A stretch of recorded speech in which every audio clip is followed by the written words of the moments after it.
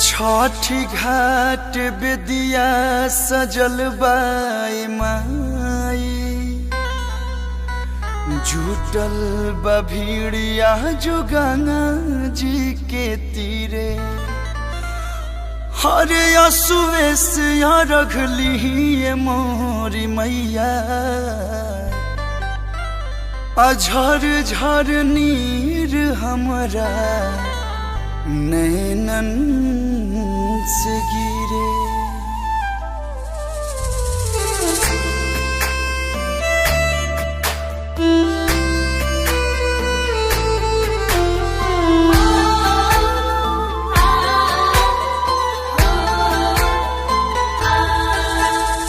हर साल रही के उपास नु हो, करिले बरत यहिया से नु हो।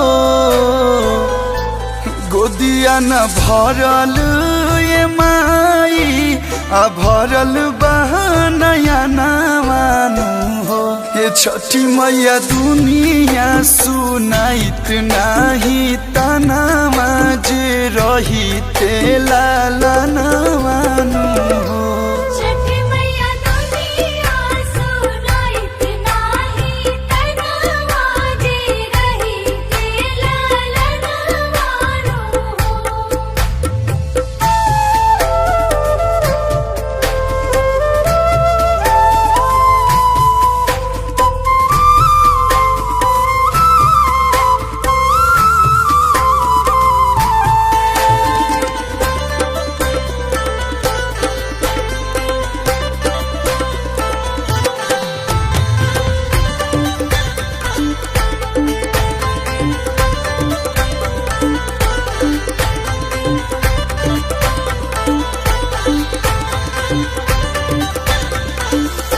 लेके अचरावा में अर्घ दिवाई, हमरो जे रहित केहू कहे वाला माई।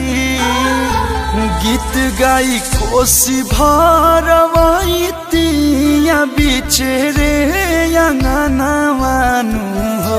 ये छठी मैया दुनिया सुनाइत नाही तनावा, जे रही तेला नवानु हो।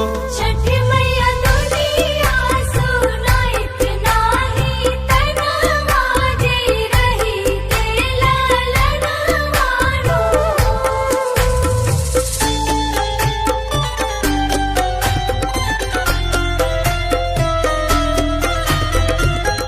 अहो छठ पूजा आवता, तोहरा याद तो बा ना?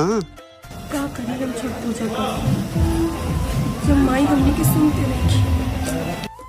अरे तू ऐसे दिल छोटा मत करा, ए बारी के ना छठी माई हमने के जरूर सुनिए। जैसे से नूराबा सजवलुए माई, दिहतु बलकवा के सरधा पुराई।